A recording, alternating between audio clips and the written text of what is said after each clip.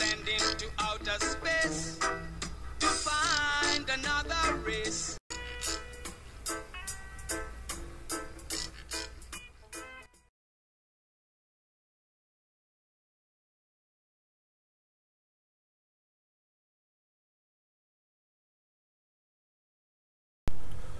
You have no gentleness, but only justice, so you are unjust.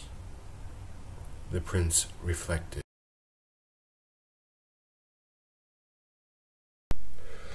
Everyone is waiting for you, sighing for the light of your luminous intelligence. How can I tell fairy tales now? The time for them is over. They amused me when I found out that there was not even enough time for me to learn Greek grammar as I wanted to.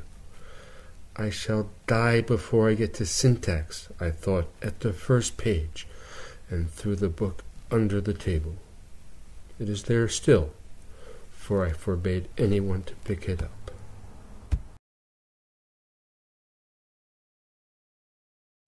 But though I do not recognize any jurisdiction over myself, still I know that I shall be judged, when I am nothing but a voiceless lump of clay. Therefore, I do not wish to go before I have left a word of reply, the reply of a free man, not one forced to justify himself. Oh no, I have no need to ask for forgiveness of anyone. I wish to say a word merely because I happen to desire it of my own free will.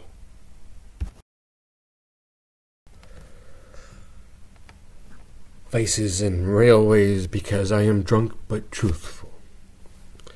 Show me a single idea which unites men nowadays with half the strength that it had in those centuries, and dare to maintain that the springs of life have not been polluted and weakened beneath this star, beneath this network in which men are entangled.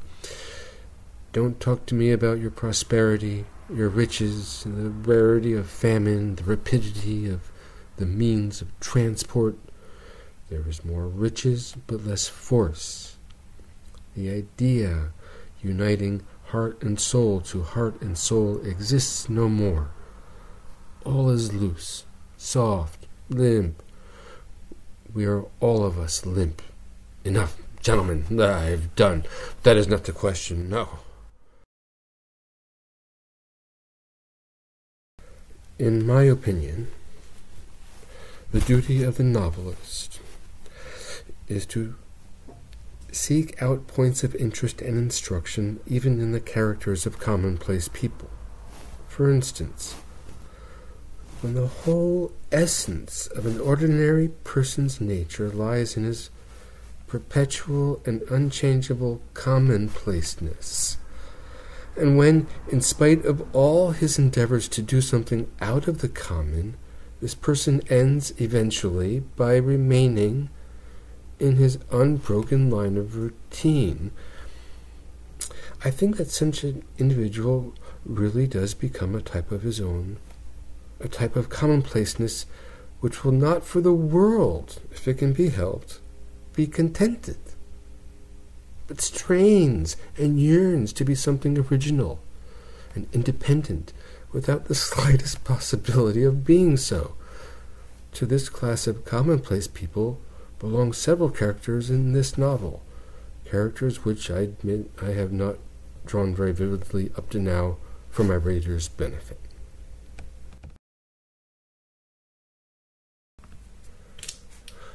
I should not enjoy paradise nearly so much without having done this first. I hate you, Gavrila Ardalionovich, solely. This may seem curious to you, but I repeat, solely because you are the type and incarnation and head and crown of the most impudent, the most self-satisfied, the most vulgar and detestable form of commonplaceness. You are ordinary of the ordinary. You have no chance of ever fathering the pettiest idea of your own, and yet you are as jealous and conceited as you can possibly be. You consider yourself a great genius. Of this you are persuaded, although there are dark moments of doubt and rage, when even this fact seems uncertain.